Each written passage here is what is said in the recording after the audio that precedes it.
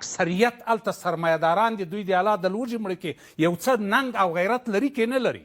نوره که دا سبا که ته رښتیا افغان یې، رښتیا یو څه ننګ او غیرت لرې، که دا سبا بیا د شریفانو اعلان درته وکړي چې وځنډېدله، باور مه په کوه عزیزه را روان څه. که خپل ناموس تر باندې ګران یي، که خپل افغانیت تر باندې ګران یي، که خپل تاریخ تر باندې ګران یي، نور افغانستان ته راسه، ما او تا دلته ښه خوند کوو. یو دلته مې پر حکومت غږ څه شی دی؟ حکومته دا غېږ دې پراخه که، حکومته دا تر دغه ځایه پورې مسله مه جوړه کړه، یو څه لږ ازادي دا ولس ته ورکړه.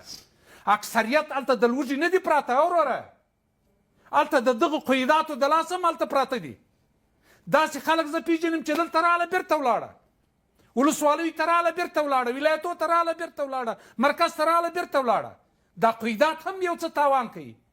دلته قیدات، دلته قیدات، دلته قیدات. دلته ټول حکومت کولی شي اوس دغه ستونزه چې راپکوي.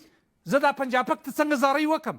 هغه وایي ډیورنډ راکه ورکوې، هغه وایي کونړ سیند مه تړې ورکه نه تړې، هغه وایي ستا خارجي پالیسي باید زه جوړه کړم ورکوې، هغه وایي ټي ټي پي لاس تړلی په لاس راکړه ماته زه ورې کړم. هغه 15 زره کډوال چې هلته پراته دي د وزیرستان، هغه بل څه وایي بل څه وایي، قانون به زه پلانی به زه کوم، پلانی به زه کوم، پلانی به زه کوم. ستا موټر په واګا ته نه ځي، زما موټر به تاجکستان شیرخان بندر ته او ایرتان ته ځي. دا خو سپینې خبرې دي.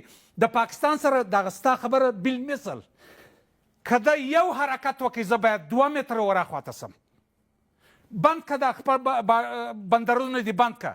ملګرو ملتونو محکمه سته، داسې نه ده اسمان ځمکې ته نه دی راغلی.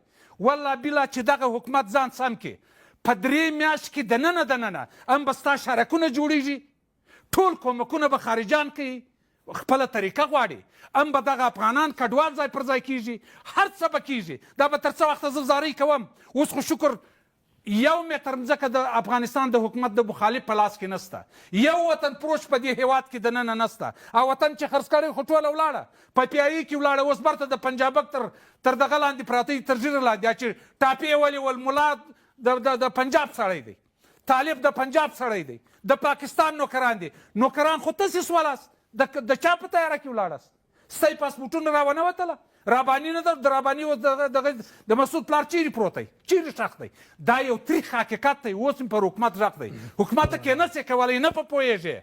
غږ وکړه چې دا وریا صاحب یو 10 کسان انجینران درولي، که مسلکي خلکو ته ضرورت لري، او که ته کولی سې، خو نو شروع یې کړه. څو ترانسپورټي شرکتونه موږ دلته لرو. یو ګړی ودرېږه جناب نیازی صاحب، نور په خبره کې مه راغورځه. څو ترانسپورټي شرکتونه دلته شته؟ په سلهاوو ترانسپورټي شرکتونه لرو. دغه تجار صاحب دا پیسې د کومه ځای کړي دي؟ خو د دغه افغانانو دي وړه په 800 روپۍ په ایرتان کې راوړي رانیسي، دلته یې پر موږ په 1500 خرڅوي.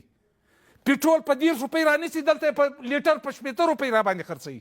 دا اوس د کومې ورځې دپاره دوی دې هم سیالي وکړي؟ هغه افغانان کډوال چې هلته پراته دي، کمپنیانې لري، هغه دې هم سیالي وکړي. یو څه لږ شاوخوا وګورئ، دا د 15,000 کلن تاریخ فکر خو وکړه.